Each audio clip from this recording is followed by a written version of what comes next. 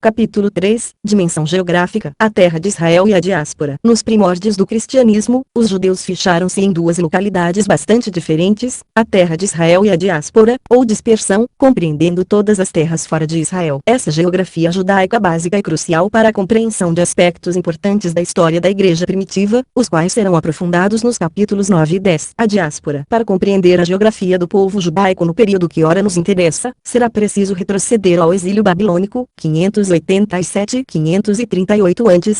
A primeira coisa a observar é que nem todos os judeus deportados para a Babilônia regressaram a Jerusalém. Alguns permaneceram na Babilônia, prosperaram e se multiplicaram ali. Estavam destinados a se tomarem influentes e até mesmo um fator dominante na formação séculos mais tarde do judaísmo rabínico. Já pelo nome, o Talmud babilônico nos lembra disso. Para escapar à invasão dos babilônios, alguns judeus fugiram para o Egito, J.R. 4344, talvez porque tivessem amigos e parentes que já viviam ali. Seja como for, a diáspora egípcia deve ser tão antiga quanto a babilônica. Durante o governo benévolo dos Ptolomeus, os judeus do Egito e, sobretudo, os de Alexandria tornaram-se uma minoria grande e influente, tão grande, na verdade, que no primeiro século antes de Cristo eram maioria em 2 dos 5 bairros da cidade. Também eram minorias nos outros 3. O período da dominação helenística caracterizou-se por ser um tempo em que os judeus aproveitaram a oportunidade para fixar-se em áreas que anteriormente desconheciam. Não dispomos de provas originais que nos permitam acompanhar esse processo de migração detalhadamente, tampouco isto é necessário para nosso propósito aqui. O resultado, porém, o impressiona. Na virada do milênio, os judeus fecharam-se em comunidades grandes e pequenas do Golfo Pérsico, no leste, e à volta do Mediterrâneo, da Espanha até provavelmente o Marrocos, no oeste. As palavras do historiador romano Estrabão, que escreveu no tempo de Augusto, são altamente significativas a esse respeito. Esse povo já se acha presente em todas as cidades, e não é fácil encontrar um lugar no mundo habitável que não tenha acolhido essa nação, e em que seu poder já não tenha sido dado a conhecer, citado por Josefo, Antiguidades, 14.115. Vale ressaltar que a fixação paulatina dos judeus na Mesopotâmia e nas costas do Mediterrâneo não foi uma decorrência de sua expulsão da terra de Israel. A expulsão contribuiu para plasmar as diásporas da Babilônia e do Egito. Todavia, daí por diante, a dispersão dos judeus por todo o mundo antigo foi consequência muito mais de sua própria iniciativa. Os historiadores do passado ficaram impressionados com o rápido crescimento dessas novas comunidades judaicas. Parece que a vitalidade da nação encontrou outros meios de se expressar na diáspora que em sua própria terra não conhecera. 2. A terra de Israel. Durante a maior parte dos anos que se seguiram ao exílio babilônico, a situação em Jerusalém e na Judeia deve ter sido bastante desanimadora. Os persas permitiram a criação de uma pequena província judaica em torno de Jerusalém. O restante da terra era habitada por uma população mista, a quem Esdras ordenara ao povo de Judá que não reconhecesse como judeus. A propósito, foi nessa época que judeu, termo que se referia originariamente aos descendentes de Judá e, posteriormente, aos habitantes do Reino do Sul, passou a incluir todos os membros do povo de Israel. A nação judaica foi, portanto, durante muito tempo, uma nação em miniatura que habitava as colinas da Judeia. Era uma província semi-independente, um tipo de propriedade ampliada constituída pelo templo e governada por um sumo sacerdote. 3. Havia também judeus que moravam fora dessa nação em miniatura. Por volta do século 11 a.C.,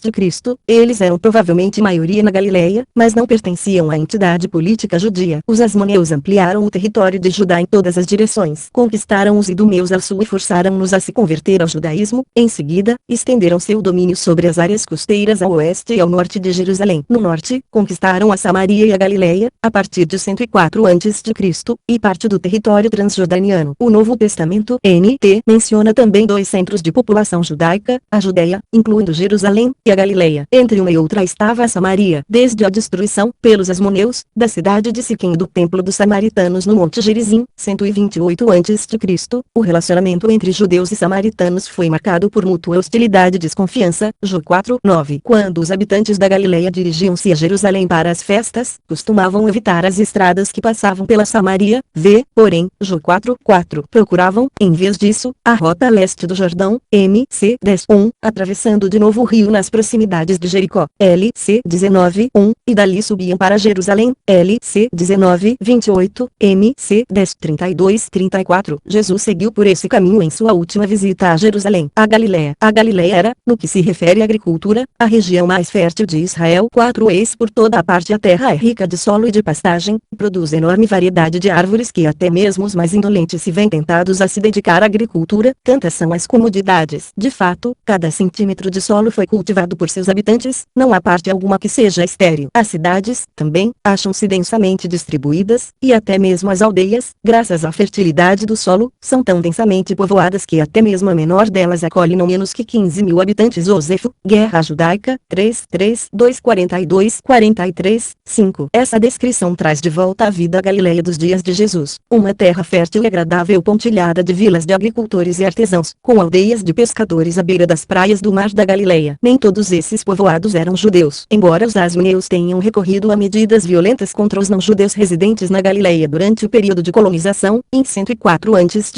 um número considerável de gentios permaneceu no local. A população da Galileia nesse tempo devia girar em torno de 150,000,6, sendo que a grande maioria vivia nas mais de 200 vilas da região. 7. Nazaré era uma pequena aldeia de menos de 500 pessoas. Cafarnaum tinha uma população de cerca de 500 habitantes. Nos dias de Jesus, havia duas grandes cidades helenísticas na Galileia, Séforis e Tiberíades. Séforis foi a capital regional da Galileia até a destruição decorrente do levante que se seguiu à morte de Herodes. Seu filho, Herodes Antipas, reconstruiu a cidade e fez dela capital provincial do Império em 3 a.C.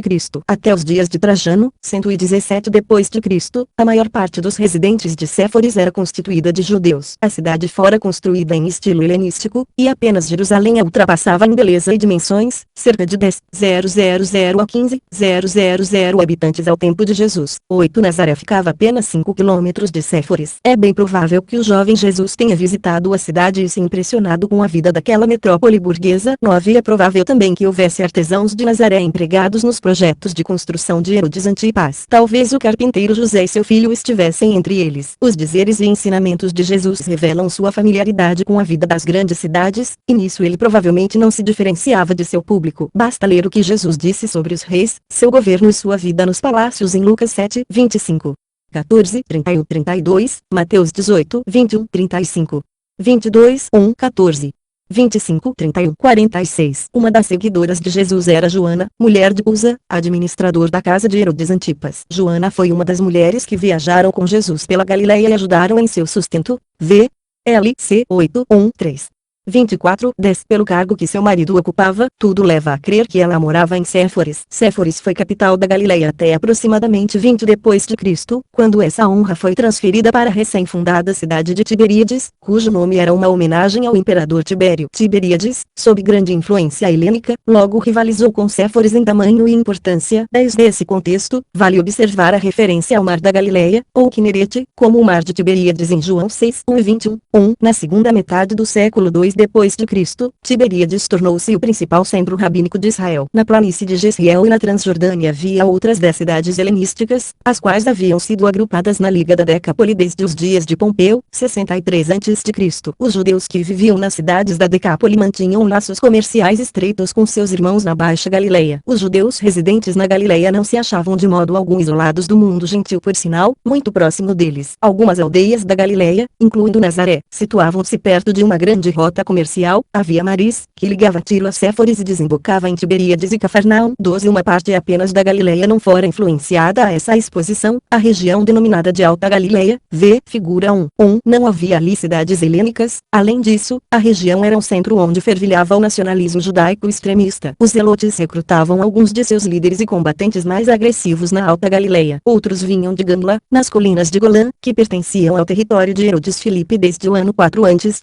É importante acrescentar, porém, que a descrição acima da Alta Galileia como cadinho do nacionalismo zelote judaico não é totalmente aceita no meio acadêmico. 13. É ainda mais controverso e difícil dizer algo certo e incontroverso sobre o caráter religioso da Galileia de modo geral. Seriam os judeus da Galileia mais ou menos obedientes à lei do que os judeus da Judéia? Estariam eles mais ou menos comprometidos com as interpretações formuladas pelos fariseus do que seus compatriotas da Judéia? Teria a piedade um caráter diferente na Galileia? Os estudiosos dão respostas às mais diversas essas perguntas porque as provas literárias disponíveis são poucas e ambíguas, e as indicações arqueológicas do primeiro século, extremamente raras. Parece, contudo, que como colônia recente sob a autoridade da Judéia, a Galileia caracterizava-se, de certa forma, por seu maior distanciamento do centro de autoridade política e religiosa estabelecido, Jerusalém. É bem provável que os escribas e fariseus representassem a autoridade e a liderança dos judeus da Judéia na Galileia, portanto sua presença ali era um tipo de continuação da colonização asmoneia ou de sua política de conquista. vista. Trataremos em maior profundidade desse assunto nos capítulos 4, 5, 14. Com relação ao nosso tema principal, a história do cristianismo primitivo, há 2 pontos a observar no que se refere a Galileia como a região do ministério de Jesus. 1.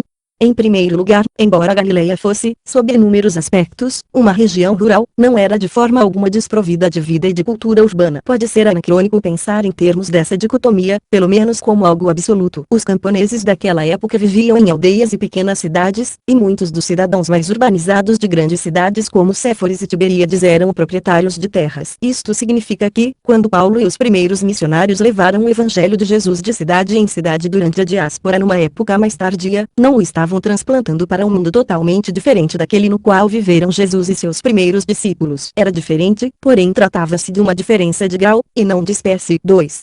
Em segundo lugar, a Galileia de Jesus e de seus discípulos não era uma área isolada, sem gentios e sem contato com gentios. A população da Galileia era mista, como sempre o fora. Era de esperar, portanto, que na Galileia a questão das relações entre judeus e gentios tomasse contornos diferentes daqueles que se viam em outros lugares, como, por exemplo, em Jerusalém. Cafarnaum, o quartel-general do ministério de Jesus, era o ponto de partida da estrada em direção ao mar, ou o caminho que levava a Tiro Gentílica. Quando Jesus disse a seus discípulos não se dirijam aos gentios, Mt. 10:5, não quis ele com isso expedir uma ordem autoexplicativa ou supérflua, eles teriam ampla oportunidade de pregar aos gentios na própria Galileia, e ao longo da estrada principal em direção ao mar. Quando, mais tarde, complementou a ordem dada com uma outra, portanto, vão e façam discípulos de todas as nações, Mt. 28:19, era esse um complemento lógico em face do cenário judeu-gentílico da Galileia. Jerusalém, a capital de todos os judeus. Jerusalém é minha cidade natal e é mãe não apenas da terra da Judéia, mas também de muitos países, Allegorical Interpretation 281 par. O homem que escreveu essas palavras nasceu, cresceu e viveu toda a sua vida em Alexandria. Seu nome, Filo, provinha do grego comum, e foi um dos filósofos gregos mais importantes de sua época. Foi contemporâneo de Jesus, aproximadamente 20 a.C. menos 50 depois de Cristo. Viveu no centro da civilização helenística, redigiu um grego impecável, e era capaz de se dirigir à elite intelectualizada de Alexandria de uma maneira acessível e interessante. A princípio, Filo parecia ser um judeu bem-sucedido pertencente à elite intelectual do mundo helenístico. 15 Contudo, a despeito de toda a sua educação e de seu background grego, Filo considerava Jerusalém sua verdadeira cidade natal, tendo ido à cidade santa em peregrinação ao menos uma vez na vida. Ele jamais se esqueceu e jamais poderia tê-lo esquecido de que pertencia a uma minoria ameaçada cuja pátria verdadeira não era o Egito. Filo era um judeu praticante que fazia questão de exaltar a Torá em seus escritos. Ao escrever, ele recorria aos textos da Torá como ponto de partida para ideias filosóficas grandiosas, cuja inspiração provinha de filósofos estoicos e platônicos da época. Arriscou a vida ao chefiar uma delegação de judeus da comunidade perseguida de Alexandria que foi ter com o imperador romano, 40-41 depois de Cristo. Sob vários aspectos, Filo representava a grande maioria dos judeus da diáspora. Jerusalém era sua capital, centro da autoridade religiosa e objeto de peregrinação intensamente acalentado. Ao se dirigir ao imperador em nome dos judeus de Alexandria, disse Filo: no tocante à cidade santa, devo dizer o que a mim me convém. Embora seja ela, como já disse, minha cidade natal, é também cidade-mãe não apenas do país da ideia, mas da maior parte de outros países em virtude de terem sido as colônias de judeus enviadas, por diversas vezes, às terras vizinhas, Egito, Fenícia, a parte da Síria conhecida como Depressão, bem como o restante, assim também como as terras mais distantes, Panfilha, Cilícia, de igual modo também a Europa, Tessália, Beócia, Corinto e a maior parte do Peloponeso. Não apenas os continentes estão repletos de colônias judaicas, como também as mais estimadas das ilhas, Eubéia, Chipre e Creta. Nada digo sobre os países além do Eufrates, uma vez que, exceto por uma minoria deles, todos, a Babilônia e outras satrapias cujas terras são extremamente férteis, possuem habitantes judeus. Assim, se a minha cidade, onde tenho meu lar, for concedida uma porção de vossa boa vontade, o benefício estender-se-á não apenas a uma única cidade, mas há uma miríade de outras situadas em todas as regiões do mundo habitado, seja na Europa, na Ásia ou na Líbia, quer em continentes quer em ilhas, no litoral ou no interior. Legado ad Galium 280-83. Houve um diálogo razoavelmente extenso entre as autoridades religiosas de Jerusalém e os judeus da diáspora. Foram enviados emissários de Jerusalém com cartas endereçadas às comunidades da diáspora instruindo-as no tocante às questões de observância, do calendário ritual e doutrinas a serem evitadas. Art. 9, 2. 22, 5. 28, 21, etc. 16. Essa situação persistiu até muito tempo depois da destruição do templo. Muitos dos principais rabinos do século II depois de Cristo aparecem nos textos rabínicos em meio a inúmeras viagens entre os judeus da diáspora. Grupos de peregrinos da diáspora tomavam parte das 3 festas de peregrinação a Jerusalém. Ali compareciam não somente para levar o imposto do templo e os sacrifícios prescritos, como também para ouvir os famosos mestres da lei e assim levar de volta de sua viagem um zelo renovado por sua fé ancestral e suas observâncias. 17. Esses laços tão estreitos entre Jerusalém e a diáspora foram recentemente enfatizados com muita justiça entre os estudiosos. 18. Em parte em oposição aos especialistas de uma geração anterior que costumavam entender o judaísmo da terra de Israel e do helenismo, diáspora, como 2 entidades totalmente distintas. Vale a pena acrescentar algumas poucas palavras a esse tópico. Judaísmo palestino e judaísmo helenístico. O uso dessa terminologia tradicional implica que o judaísmo da terra de Israel pouco foi afetado pelo helenismo, de forma que palestino é quase sinônimo de não helenístico. 19. O judaísmo helenístico, em contrapartida, é tido como a religião dos judeus da diáspora que falavam grego e se achavam muito mais expostos à influência helênica do que os judeus de fala aramaica e hebraica de Israel. A relevância dessa teoria para nosso tema decorre do pressuposto de que o judaísmo helênico e não palestino foi o berço de onde brotou o cristianismo conforme o encontramos nos escritos do NT e no período pós-apostólico. No capítulo 1, vimos algumas das razões pelas quais os estudiosos modernos começaram a abandonar essa linha de pensamento. Um volume cada vez maior de provas mostra que a língua grega foi amplamente utilizada na terra de Israel durante todo o período que nos interessa. Essa influência grega estendeu-se além do nível da linguagem. Não é possível diferenciar o judaísmo de Israel do judaísmo da diáspora dizendo que o primeiro era de caráter helênico, ao passo que o segundo, não. 20. Seria igualmente equivocado dizer que o judaísmo palestino e o helenístico eram entidades distintas, completamente separadas uma da outra. Não foi o que aconteceu. Em Israel, bem como na diáspora, encontramos grande diversidade no judaísmo. Vale enfatizar que não havia tal coisa como um judaísmo helenístico compartilhado por todos os judeus da diáspora. Se nos perguntássemos o que unia os judeus da diáspora e lhes conferia sua identidade judaica, a resposta seria sua lealdade aos mandamentos básicos da lei e ao templo em Jerusalém. Assim, se tivermos alguma vez de usar o termo judaísmo helenístico, devemos usá-lo em sentido abrangente ao nos referirmos ao judaísmo como um todo durante o período que nos interessa, evitando confiná-lo aos judeus da diáspora. De modo mais objetivo, diríamos que sua lealdade à Torá foi o que levou os judeus da diáspora a rejeitar a idolatria e a adoração ao imperador, ao passo que sua lealdade a Jerusalém e a Israel conservou vivo o sentimento de povo estrangeiro, levando-os a fazer peregrinações a Jerusalém pelo menos uma vez na vida. Não se pode chamar de helenístico a nenhum deles. Os judeus da diáspora expressavam suas convicções teológicas por meio de uma vasta gama de criações literárias, demonstrando dessa forma uma variedade teológica ampla, dos escritos filosóficos elevados de Filo às letras de conteúdo nacionalista exacerbado dos oráculos sibilinos. 21. Filo e os autores dos oráculos sibilinos eram todos naturais de Alexandria, porém seus escritos eram mais centrados em Jerusalém e no templo do que a maior parte da literatura do mesmo período produzida em Jerusalém. O judaísmo palestino, em contrapartida, era diferente em alguns aspectos de sua contraparte da diáspora. As condições de vida eram marcadamente diferentes para os judeus que viviam em Israel e para os que viviam no exterior. A terra, em muitos casos, refere-se simplesmente a Jerusalém. Não dispomos de conhecimento ao certo de livros que porventura tenham sido produzidos em Israel, porém fora de Jerusalém. Seria estranho que não tivessem repercutido na literatura religiosa da terra e da diáspora, respectivamente. Existem, de fato, diferenças, como se verá a seguir. 1. Naturalmente, os judeus da diáspora mantinham contato mais próximo e mais frequente com o mundo gentil do que seus irmãos de Jerusalém. Isto explica por que a literatura dos judeus da diáspora tem caráter mais evangelístico do que boa parte das obras produzidas em Israel. Um exemplo evidente de tais escritos evangelísticos são os oráculos sibilinos, escritos apocalípticos de autoria da comunidade judaica alexandrina do período asmoneu das décadas que se seguiram à queda do templo. Nesses livros, as sibilas profetisas gentias lendárias proclamam os dogmas centrais do judaísmo. 22. Pede-se aos leitores gentios que abandonem o paganismo e o culto idolátrico, e se voltem para o único Deus, que fez do templo de Jerusalém lugar de sua habitação. Um enfoque missionário mais sofisticado aparece no belo romance José Azenet, também do primeiro século egípcio antes de Cristo ou depois de Cristo, em que se narra a história de como Azenet, filha de um sacerdote egípcio, converteu-se ao judaísmo e casou-se com José. Aqui Azenet surge como prosélito exemplar, mostrando o caminho da verdade a outros gentios. 23, 2. Em parte alguma da literatura da diáspora encontramos exemplos daquelas discussões detalhadas da lei do Halakha 24 tão características dos escritos rabínicos. Isto nos adverte para o fato de que o farisaísmo e seu subsequente desenvolvimento do Halakha rabínico constituíram um fenômeno de caráter palestino específico. 25, 3.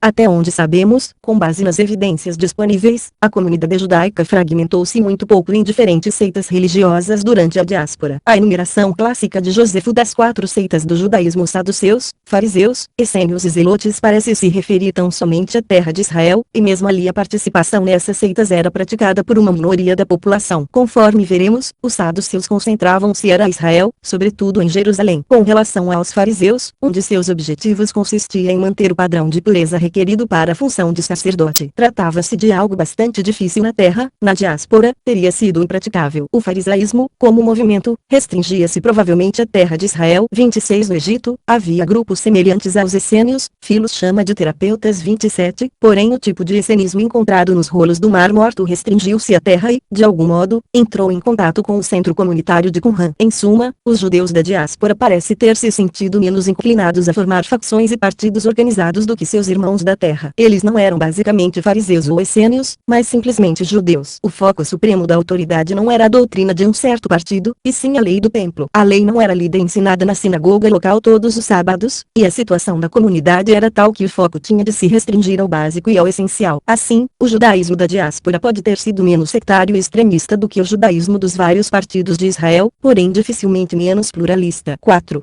A última diferença talvez seja a mais importante de todas. Vimos que Jerusalém e o serviço do templo ali realizado era da maior importância para muitos judeus da diáspora. Ao mesmo tempo, achava-se praticamente fora de seu alcance, exceto nas ocasiões extremamente raras em que faziam uma peregrinação para alguma festa, tal como a Páscoa. Isto, porém, significava que na maior parte do tempo os judeus da diáspora tinham de praticar um judaísmo sem templo, sem sacrifícios, sem o cordeiro pascal, sem qualquer coisa que exigisse a presença de um sacerdote de um altar. O fato de que um templo alternativo fora estabelecido durante algum tempo no Egito por judeus exilados era prova de que a ausência do templo, de seus sacrifícios e de suas outras funções não podia ser facilmente substituída. Contudo, os judeus da diáspora não tinham realmente alternativa, viram-se obrigados a desenvolver um tipo de vida como judeus que eram e adorar seu Deus mesmo sem um templo para fazê-lo, justamente algo que fora tão encarecido pela lei. Pelo que sabem hoje os estudiosos, uma das principais estratégias escolhidas pela diáspora judaica para lidar com essa situação foi o estabelecimento de uma sinagoga, do grego, assembleia. Há inscrições datadas dos últimos séculos antes de Cristo que, aparentemente, contém registros da construção de edifícios especiais com o propósito de abrigar a assembleia, e que por isso eram chamados de sinagogas. Em outras palavras, a sinagoga, como instituição e prédio, foi uma invenção da diáspora judaica. 28 Só mais tarde a sinagoga foi introduzida na Terra Santa, primeiramente na Galileia, bem distante do templo. Na Judeia não houve sinagogas durante muito tempo, o templo estava próximo demais. Só em Jerusalém encontramos sinagogas contemporâneas daquelas existentes na Galileia, mas com a diferença de terem sido construídas pelos judeus da diáspora para seu uso quando em visita a Jerusalém ou quando ali fechavam residência. Trataremos com mais detalhes das sinagogas em outros capítulos. Por enquanto, basta dizer que a sinagoga veio a existir em resposta às necessidades dos judeus que não tinham acesso ao templo. Portanto, não é de admirar que depois da destruição do templo em 70 d.C., a sinagoga emergisse como uma instituição capaz de acolher o judaísmo sem templo. Há algum tempo isso vinha acontecendo, algumas estratégias necessárias à nova situação já haviam sido testadas. A geografia da sinagoga e da igreja. Os judeus da diáspora foram chamados de precursores de Paulo. A ideia é de que a missão da igreja fora preparada pelos esforços evangelísticos dos judeus da diáspora. 29 Há muito de verdade nisso, embora a expressão precursores não nos deva levar a pensar que esses judeus viam-se a si mesmos como tais, ou que tivessem deixado de ser precursores no momento em que Paulo e outros missionários entraram em cena. O que as fontes nos permitem observar é mais um fenômeno que tem sido chamado de competição missionária. 30 Para que possamos apreender melhor a realidade por trás desse termo, é preciso visualizar uma sinagoga da diáspora, como a que encontramos, por exemplo, em Atos 13, 14, 48. Veríamos que a frequência tem caráter duplo. Primeiro, naturalmente, encontramos os judeus leais e devotos, que ali comparecem todos os sábados para ouvir a palavra de Deus e fazer suas orações. A sinagoga seria resultado de seu esforço de construção, patrocinada por eles mesmos, e por isso era natural que se dedicassem tanto a ela. Sua esperança era de que muitos forasteiros fossem atraídos a ela e, por fim, se convertessem ao judaísmo. Essa esperança tinha sua razão de ser no outro grupo que frequentava a sinagoga, os gentios, os quais tinham se convencido de que o Deus da Bíblia era o único Deus verdadeiro. Eles procuravam pôr em prática seus princípios éticos, tinham uma certa familiaridade com a Bíblia e muitos deles cogitavam converter-se ao judaísmo, tendo alguns, de fato, tomado essa decisão. No NE, e em outras fontes antigas, eles são chamados tementes tementes a Deus. Esses grupos de gentios tementes a Deus, participantes de quase todas as sinagogas da diáspora, são de fundamental importância para o entendimento da missão e da expansão da igreja primitiva. 31 Quando a mensagem do Evangelho foi proclamada pela primeira vez aos gentios, ela foi dirigida primordialmente a esses grupos, tendo encontrado neles grande repercussão. Isso deveria nos levar a supor que a difusão geográfica do cristianismo tenha ocorrido pela rota mais povoada de sinagogas da diáspora. Como sabemos, o livro de Atos nos mostra que foi esse o trajeto seguido por Paulo em suas missões. Examinemos, porém, mais detalhadamente os mapas para nos certificarmos da veracidade dessa correlação, tomando por base um contexto mais amplo. A figura 3.1 nos mostra cidades em torno do Mediterrâneo e da Mesopotâmia em que possivelmente existiu uma colônia judaica na passagem dos anos A0 para depois de Cristo, seja tal fato decorrência de evidência literária ou arqueológica. Conforme observaremos, as colônias judaicas e as sinagogas não se achavam igualmente distribuídas na região, áreas densamente povoadas, sobretudo na Ásia Menor. Observaremos também a existência de agrupamentos de assentamentos judaicos em Alexandria e em Roma, além de forte presença de judeus na Síria e na Grécia. Observemos agora a figura 3.2, que mostra a presença de comunidades cristãs na região por volta de 100-300 depois de Cristo. A superposição é surpreendentemente quase que total. Os dois mapas apresentam basicamente a mesma configuração. Isso prova que o procedimento paulino não era a exclusividade do apóstolo. Os missionários cristãos continuaram a trabalhar por muito tempo basicamente entre os gentios tementes a Deus próximos das sinagogas da diáspora. Aqui, o evangelho de salvação de Jesus, o Messias, sem a observância ritual da lei, não poderia encontrar um público mais adequado. Do ponto de vista estritamente geográfico, podemos pressupor que houve um relacionamento íntimo e duradouro entre o judaísmo e a igreja primitiva. Veremos posteriormente se isso de fato pode ser substanciado por antigas fontes cristãs. Sobre o templo, somente uma pequena fração de toda a população judaica vivia próxima o suficiente do templo para que pudesse visitá-lo e tomar regularmente parte do culto. Bastava ir a Galileia, ao passo que visitar o templo exigia de 1 a 2 semanas e era, por esse motivo e por outros de ordem prática, algo que se fazia apenas 1 ou 2 vezes ao ano, ou menos. No caso dos judeus da diáspora, mais distantes ainda, a peregrinação ao templo talvez fosse uma experiência que só acontecia uma vez na vida. Tal situação requer 2 comentários, os quais, de certa forma, conferem um equilíbrio um ao outro.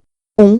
Os judeus que não frequentavam os cultos do templo participavam ainda assim deles, uma vez que davam sua contribuição por intermédio do imposto pago ao templo para cobrir as despesas das ofertas diárias trazidas por todo Israel. Assim, todo Israel se beneficiava dos serviços sacrificiais realizados todos os dias no templo. Podia-se participar deles mesmo não estando presente às cerimônias. O imposto implicava também que, para os judeus da diáspora, a questão da identidade judaica estava intimamente relacionada com o templo, aos não-judeus não era permitido pagá-lo. E por falar em imposto do templo, seu pagamento ocasionava o influxo de moedas estrangeiras em Jerusalém, portanto, era necessário que houvesse cambistas no templo. 2.